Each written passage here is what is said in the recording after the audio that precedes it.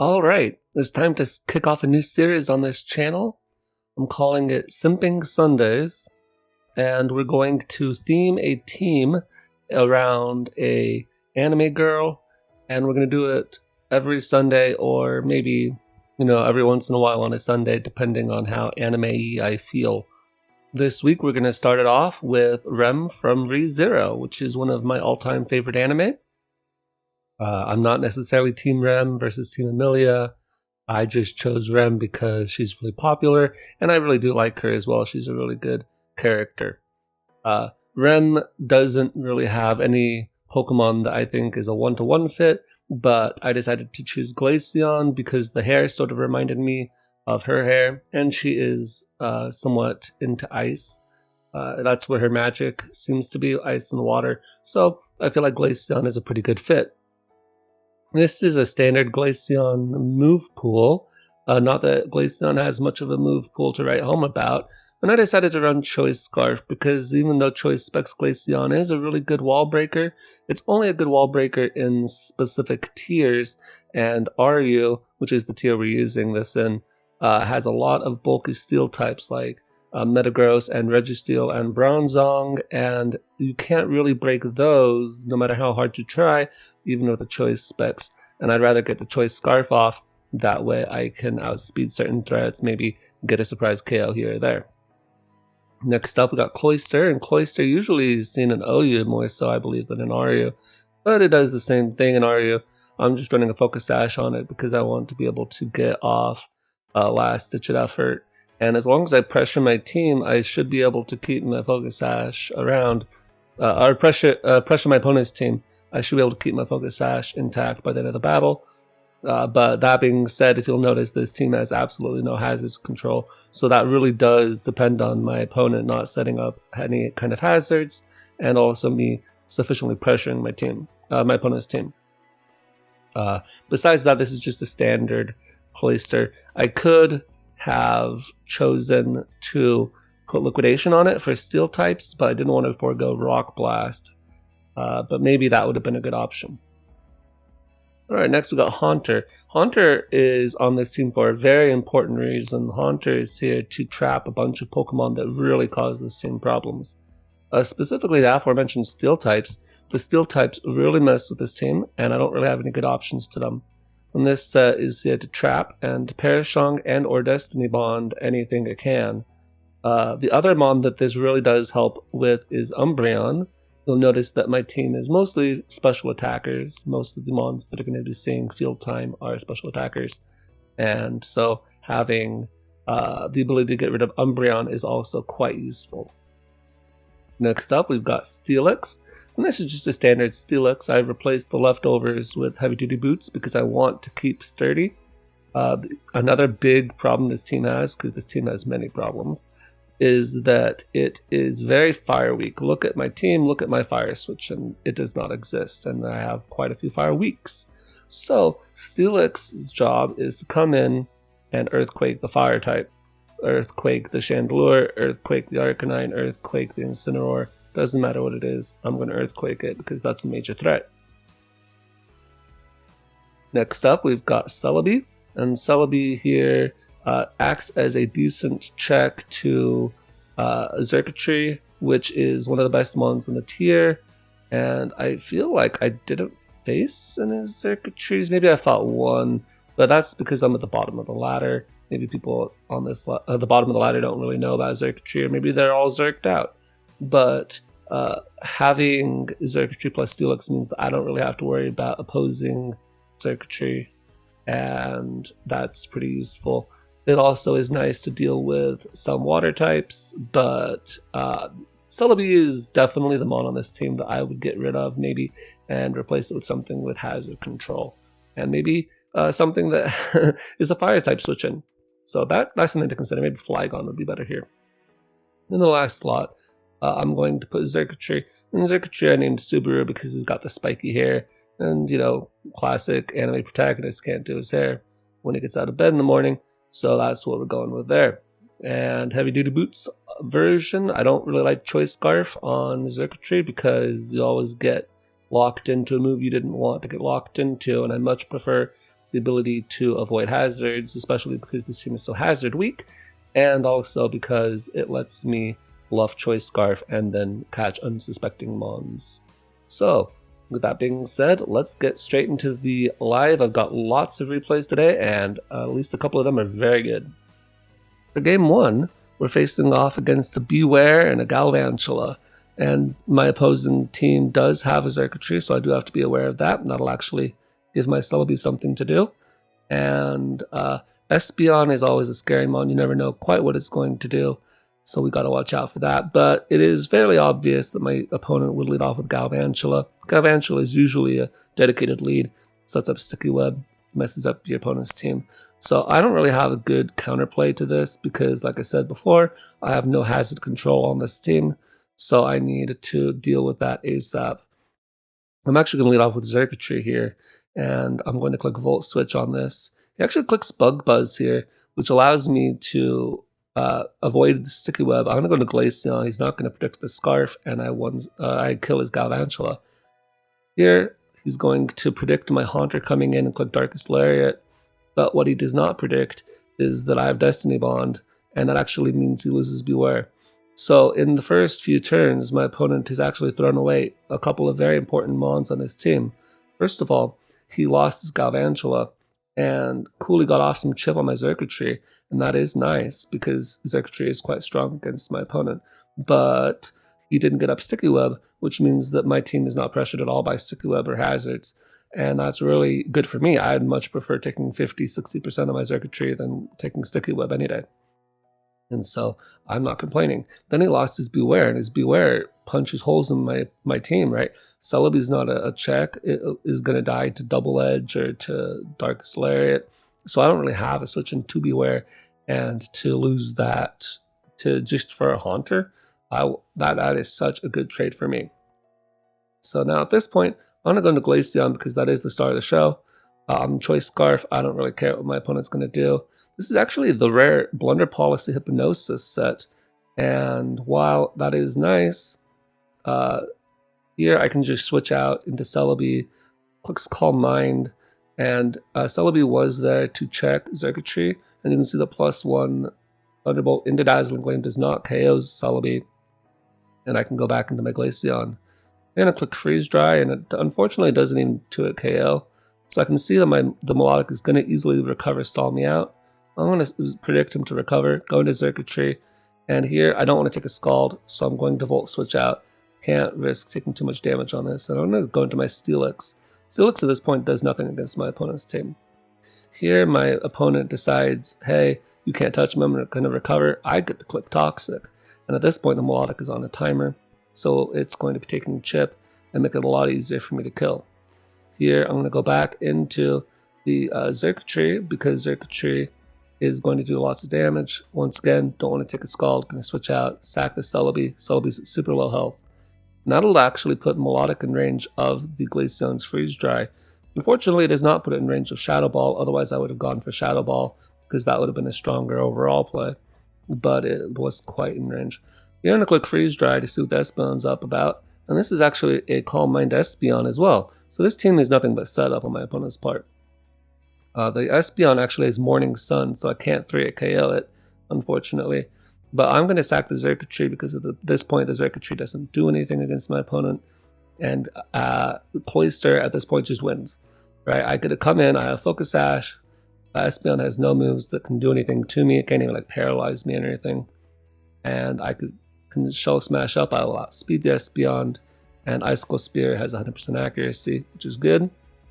And the Decidueye, I have to Ice Shard it because of Shadow Sneak, but it actually one-shots. So that was GG.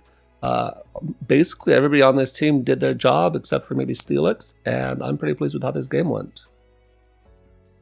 Alright, Game 2. Game 2 is all about knowing what your pieces are and how to use them. So in Game 2, I'm facing down against Hitmontop, and everything else on this team is somewhat standard, so that looks fine. He's got Fire, Water, Grass Core, that's cool. And I don't have a Fire Switch-In, like I said before. We don't mess around with Fire Switch-Ins in this house. We've got to lead off with Steelix because it'll be pretty obvious to my opponent that I have no Fire typing resist, and I have a lot of fire weaks, so Steelix is a very likely lead.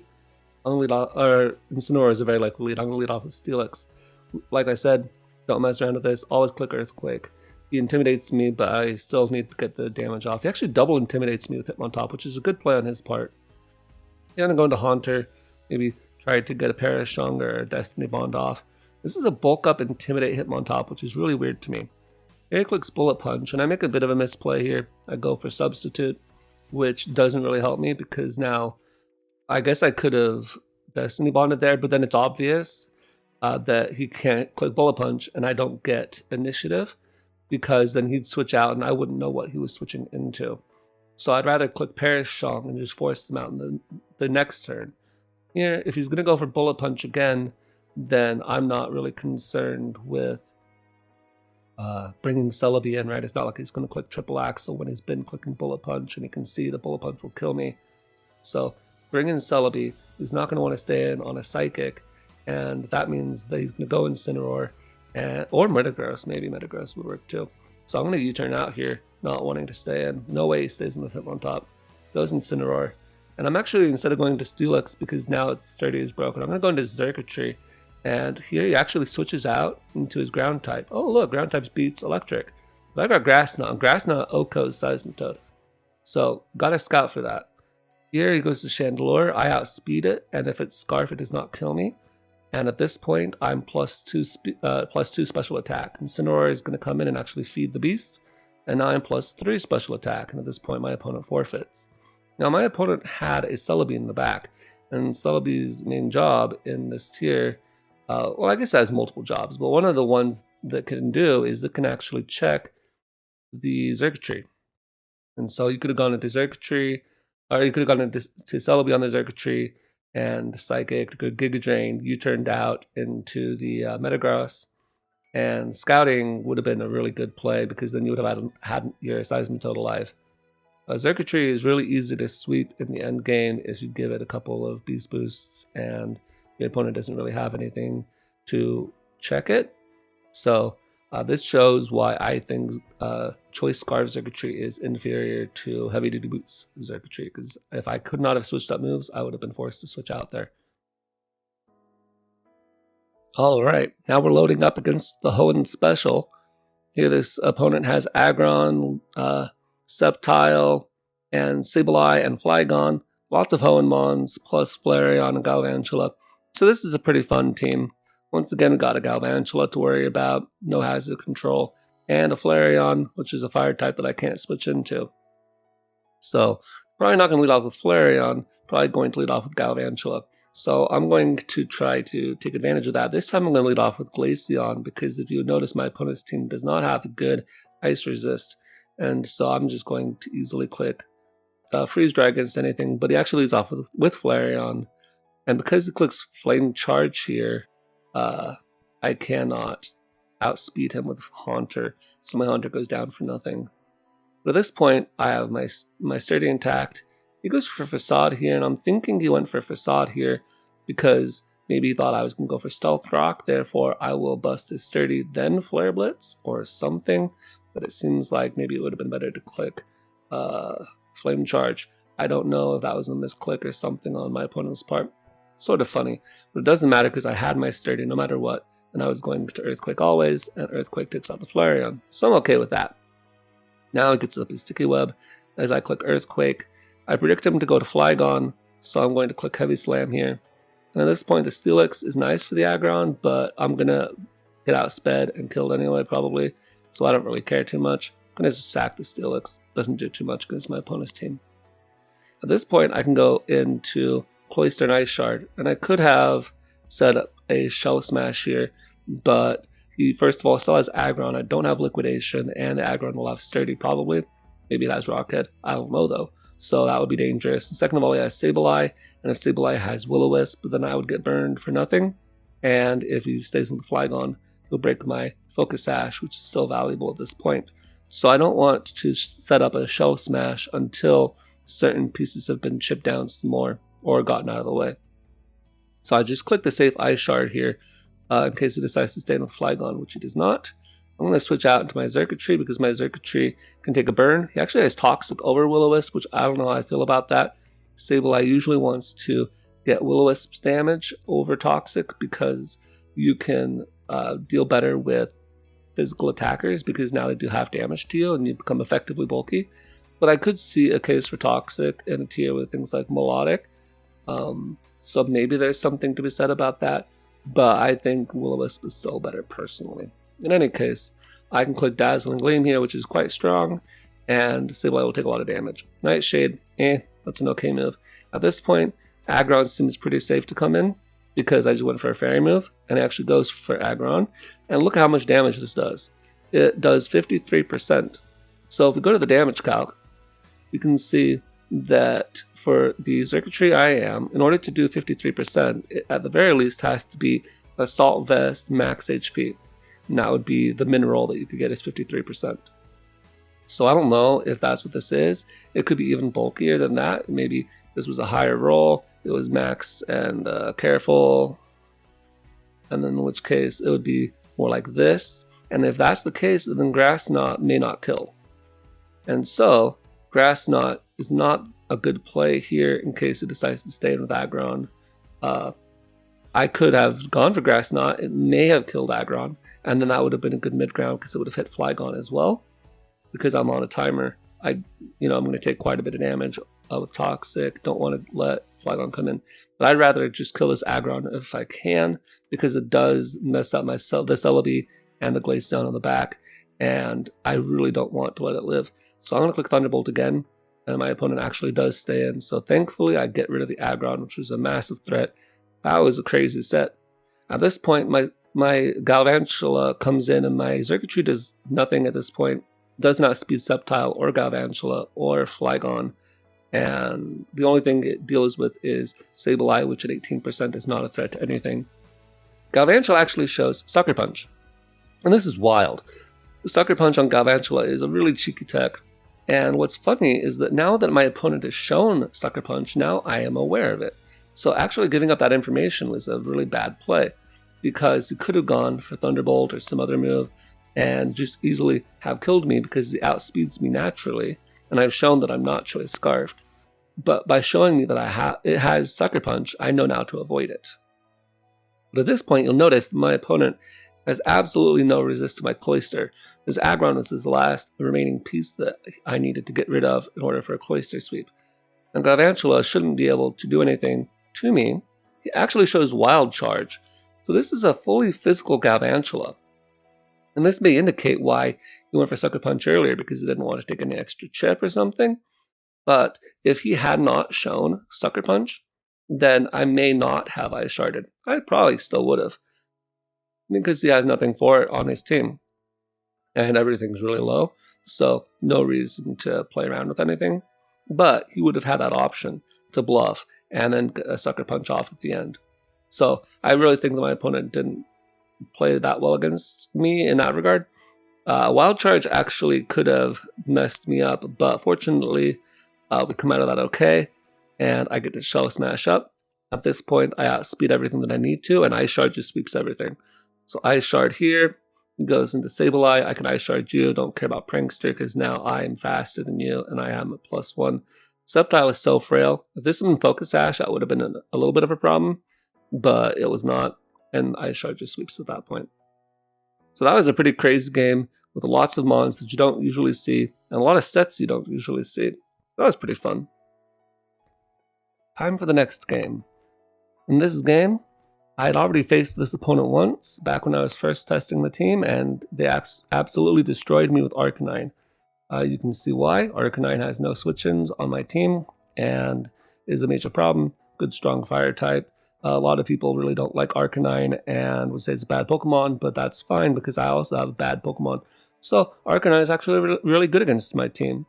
And because I know that it messed my team up, I'm going to lead off with Steelix. My opponent also knows that he won last time with the Arcanine, so he's going to lead off with Arcanine. And so we both know what our win con or lose con is. I clicked my Earthquake as they click Overheat, which they've shown to me before. And because I'm sturdy this time, I can live it, get off some passable damage.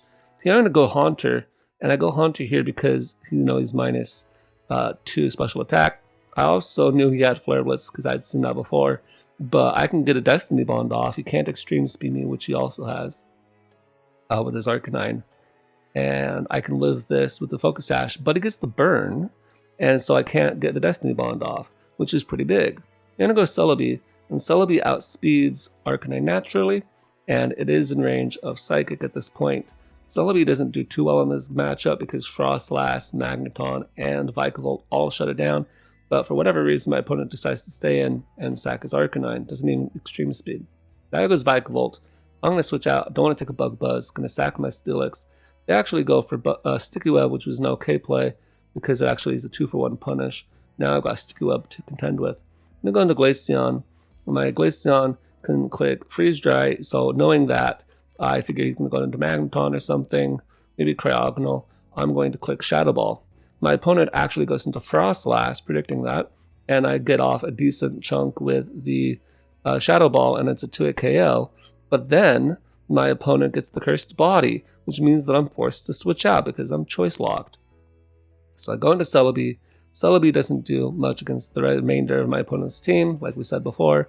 So all I want to do is get off a bit of chip on this Magneton. The Magneton actually has Light Screen, so I'm going to try to stall that out so that when I die to Flash Cannon, the Light Screen has gone down. This Magneton is a really big problem for my team. Steelix normally would check Magneton, but I have to use it to check the Arcanine, so I really couldn't do too much about that. Light Screen goes down this turn, and he actually Flash Cannons, so I get the Light Screen gone. I get off a passable chunk with Thunderbolt, but this Eviolite Magneton is really an issue. However, now it is in range of Cloyster, and that's all I needed. I'm going to see him go Rotom. He probably is going to Leaf Storm here, but he instead decides to Volt Switch for whatever reason, and that's going to get off a good chunk against Glaceon. Goes Cryogonal, and this is a really bad misplay, because it's not going to kill Glaceon. Glaceon is not going to touch Cryogonal either. It's a spit-off wall, but it does allow me to go into Cloyster. Freeze Dry is a problem, that is true, but I'm actually going to live Freeze Dry and get off a Shell Smash, and at this point, everything on his team is in range of my attacks. But then, I miss Rock Blast, and he's able to kill me. So if I hadn't gotten hacks this game on multiple occasions, I would have won this game because my opponent was giving me every opportunity to. They didn't save their Arcanine, which they easily could have. Celebi does not do anything against Magneton except for maybe put it to sleep maybe. I don't know why they decided to sack the Arcanine. I don't know why they went into Cryogonal when that was bad positioning as well. They only made one good play with the Vikavolt, and if anything, I'd almost say that was more of a greedy play than anything else. So I sort of ticked that I lost to this guy because should have easily won that game given the way it went, but I got hacked multiple times. It is what it is though. That's the game we played. Alright, I'm excited for this last game. This is a really fun game. First of all, we got Noivern. I love Noivern as a Pokemon. Slurpuff is a Pokemon that I actually love, but I always lose to Slurpuff. It's a really problematic Pokemon, really scary Pokemon to face off against. It's another Galvantula. I do not know what the heck it is about this time of the day that I hold up the ladder, or maybe it's just the bottom of the ladder is always like this, but there are a lot of Galvantulas out there. In any case, very threatening team. I have to play this very carefully not to lose.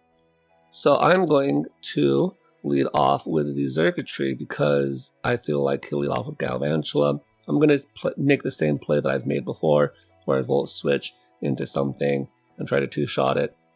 But he does not lead off with his Galvantula. He instead leads off with his Umbreon. I'm going to click Dazzle and Gleam because I just want to scout damage. Not that really there's much to scout. Umbreon really only ever runs one set. I just want to see how he plays. He clicks Protect here. I'm actually going to hard switch to bluff that I'm choice locked and go into Steelix. Steelix is a pretty decent answer to Umbreon because it can't get Toxic. I'm going to click Toxic on my own, and I miss, but the Melodic actually turns out to be Flame Orb. So it is unfortunate because Toxic over the long run is a better status than Burn on Melodic, but it doesn't really matter too much because, hey, I'll take a Flame Orb Melodic. That's not a good set, in my opinion, and Flame Orb Melodic is now burned, so hey, whatever. Not going to want to stay in, though, because that would be a waste, so I'm going to go Glaceon. I can take Scald. And now I know that Glaceon is going to bait in Snorlax.